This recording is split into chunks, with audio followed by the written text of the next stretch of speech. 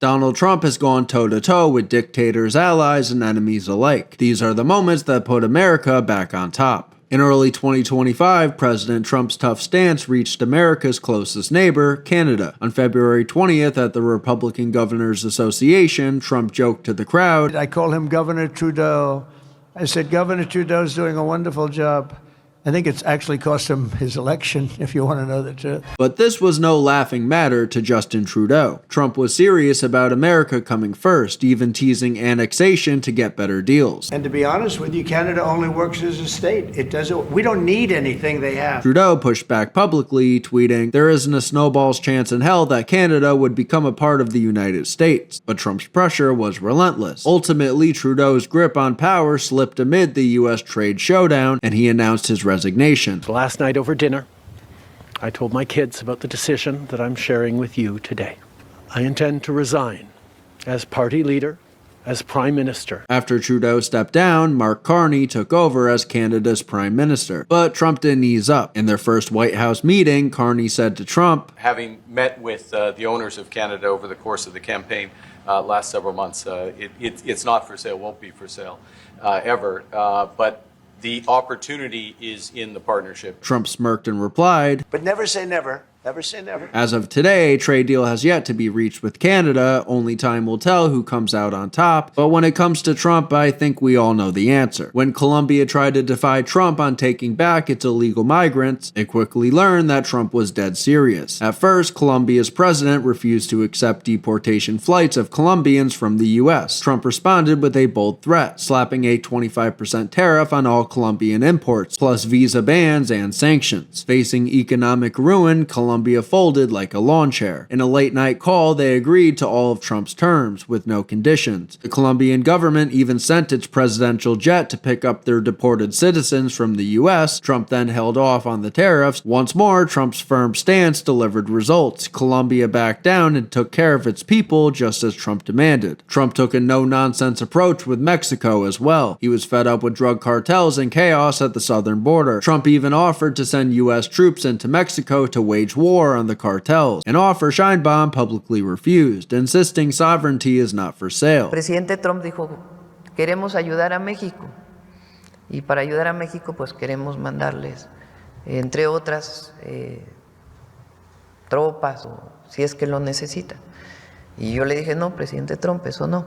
Podemos colaborar en muchas otras cosas dentro del marco de nuestra soberanía. Still, Trump didn't back down. He hinted that the U.S. Navy could help secure the Gulf of America if needed, and warned that if Mexico didn't crack down, America would act unilaterally. Under this mounting pressure, Mexico got the message. Sheinbaum's government deployed thousands of Mexican troops to the border to curb illegal crossings and launched a major crackdown on the cartel leaders. Trump's hardline worked. He made it clear either Mexico handles the cartels or the U.S. will, and Mexico chose to step up rather than face Trump's wrath. When South Africa's leader visited the Oval Office, he didn't know what he was walking into. President Trump dimmed the lights and played a disturbing video for the president of South Africa. The footage showed white South African farmers' graves marked by crosses and clips of violent attacks, what Trump called an ongoing genocide against white farmers. The room fell silent as Trump pointed at the screen. The South African president was taken aback and tried to object, insisting that his government did not support any race-based violence. What you saw,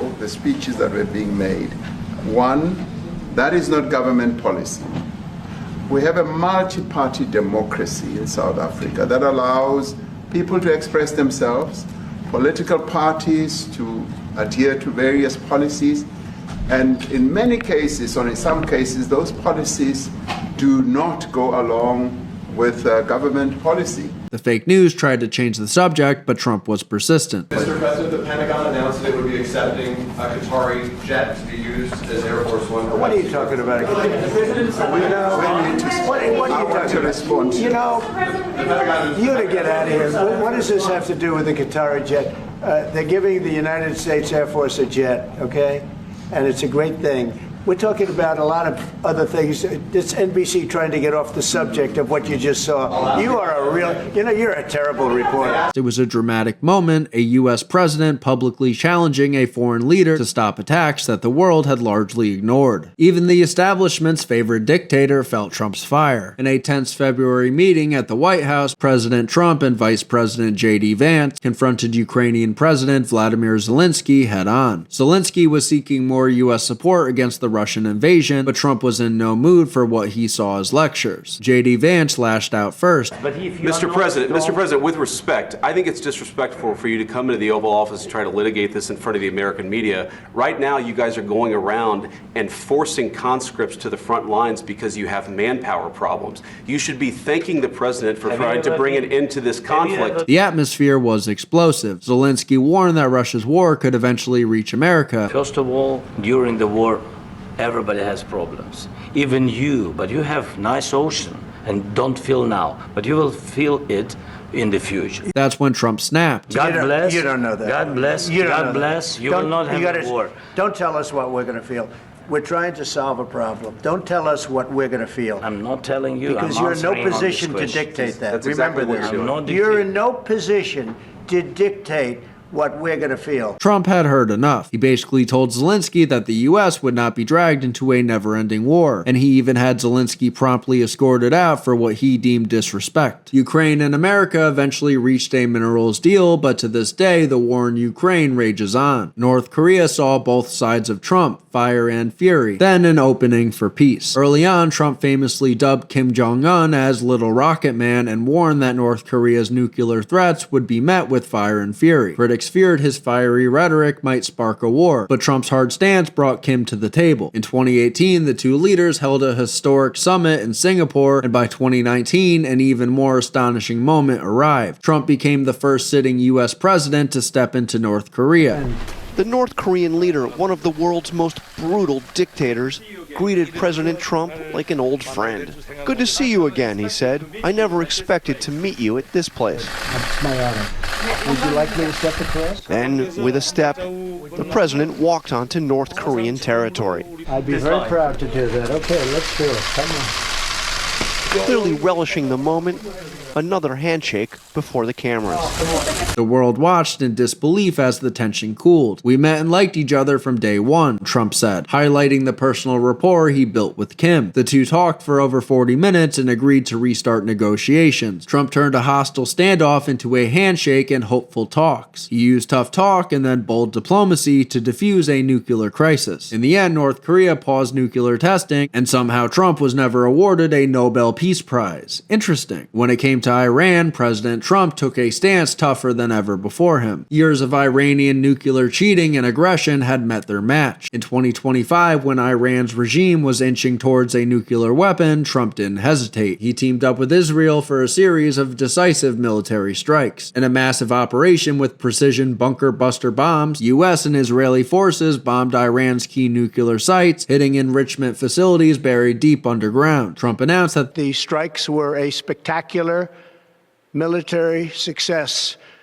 Iran's key nuclear enrichment facilities have been completely and totally obliterated. the Iranian regime quickly stood down and agreed to a ceasefire, effectively ending its war with Israel. The world was left safer, and Iran's nuclear ambitions were set back by 1 to 2 years. In a feat of diplomacy few thought possible, Trump managed to halt a war between nuclear-armed rivals India and Pakistan. When fighting flared on the border and the two nations seemed headed toward a devastating conflict, he got on the phone with India's Prime Minister and Pakistan's leadership and applied classic Trump deal-making. After a long night of talks, Trump announced that India and Pakistan agreed to a full and immediate ceasefire. He later hosted Pakistan's army chief at the White House and personally thanked him, along with India's Prime Minister Modi during a closed-door meeting. Trump proudly told reporters, On Saturday, my administration helped broker a full and immediate ceasefire, I think a permanent one, between India and Pakistan, ending a dangerous conflict of 2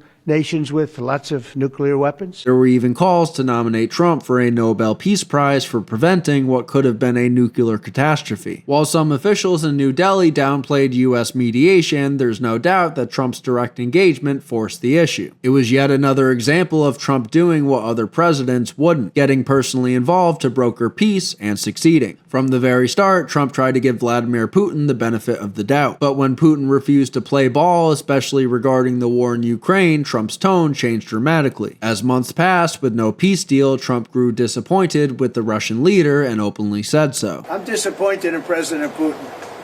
Very disappointed in him. In July, he finally lost patience. During Trump's meeting with the UK Prime Minister, Trump laid down a stern ultimatum. I'm going to make a new deadline of about 10 or 12 days from today. There's no reason in waiting. There's no reason in waiting. It's 50 days. I want to be generous, but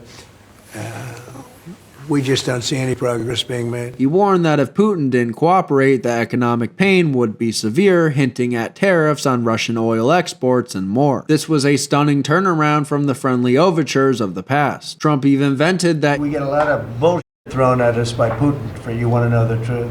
He's very nice all the time, but it turns out to be meaningless. Obviously, Trump was done being strung along. Then, on August 8th, Trump gave us the update that the world's been waiting for. The highly anticipated meeting between myself as President of the United States of America and President Vladimir Putin of Russia will take place next Friday, August 15th, 2025, in the great state of Alaska. Further details to follow. Thank you for your attention to this matter. This was Trump being Trump, giving Putin a direct line, but on American soil and on Trump's terms. The countdown is on, and the world is waiting to see if Putin will finally listen to the one guy that's always given him a chance until now. After years of trade imbalances, Trump threatened a trade war with the EU to secure better terms for the United States. European leaders were wary, but Trump's leverage actually worked. In the summer of 2025, he struck a massive trade deal with the European Union that he hailed as the biggest deal ever made. The agreement set a new baseline, a 15% tariff on most EU goods, half of what Trump originally threatened, plus Europe committing to $600 billion